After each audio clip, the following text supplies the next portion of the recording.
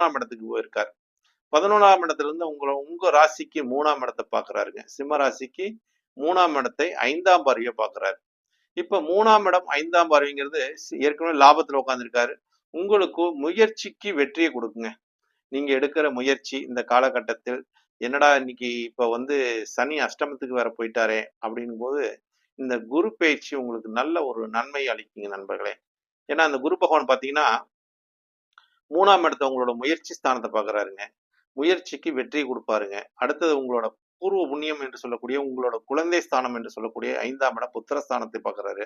குலதெய்வத்தை பாக்குறாரு. குலதெய்வத்தோட அனுகிரகம் பரிபூர்ணமாக கிடைக்குங்க. அப்ப குலதெய்வ வழிபாடு சிறப்பை தருங்க உங்களுக்கு இந்த காலகட்டம். இஷ்ட தெய்வ வழிபாடுறதோட குலதெய்வ வழிபாடு சிறப்புங்க சிம்மராசிக்காரங்க. ஏன்னா நீங்க இஷ்ட தெய்வத்தை வழிபடும் போது அது ஒரு சிறப்பே இல்லைங்க.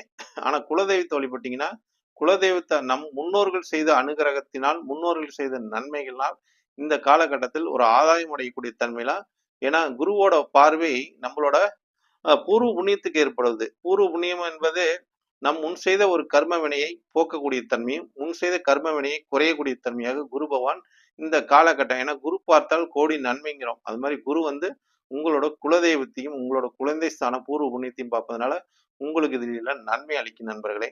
எல்லளவும் சந்தேகம் இல்லை. அடுத்ததாக பார்க்கக்கூடிய இடம் எது தெரியுங்களா? உங்களோட 9ஆம் பார்வையாக குரு 11ல இருந்து 9ஆம் இடத்து பார்வையாக 7ஆம் இடத்தை பார்க்கிறாருங்க.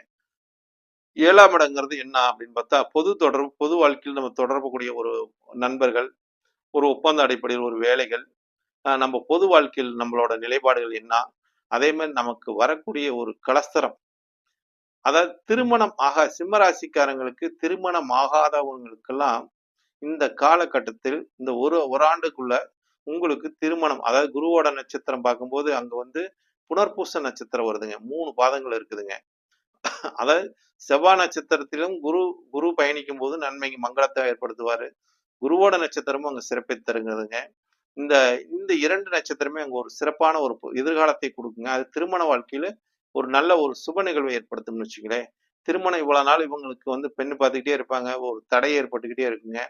அந்த தடையெல்லாம் இந்த குரு பகவானோட பார்வை ஒரு முறியடித்தது இவங்களுக்கு திருமணம் இந்த காலகட்டத்தில். ஏன்னா 7ஆம் இடத்தையே குரு பார்க்கும். ஏன்னா குரு பார்த்தாதான் திருமணத்துக்கு உண்டான ஒரு பாக்கியம் கிடைக்கும்பாங்க. குரு பார்த்தா சீக்கிரத்து ஒரு புத்திரம் கிடைக்கும், ஒரு திருமணம் நடக்கும், ஒரு சுப நிகழ்வை ஏற்படுத்தி கொடுப்பார். அப்படியேப்பட்ட அந்த குரு பகவான் உங்களுக்கு இந்த காலகட்டத்தில் பாருங்க, லாபஸ்தானத்துல இருந்து 9ஆம் பார்வையாக உங்களோட கலஸ்தர ஸ்தானத்தை பார்க்கிறார், 7ஆம் இடத்தை பார்க்கிறார். அப்ப பொது வாழ்க்கையில உங்களுக்குன்னு ஒரு அங்கீகாரம் கிடைக்கும். மனைவி வந்த பிறகு உங்களுக்கு நல்ல யோகம் இருக்கும் அப்படிங்கிற தன்மையில அந்த குருவோட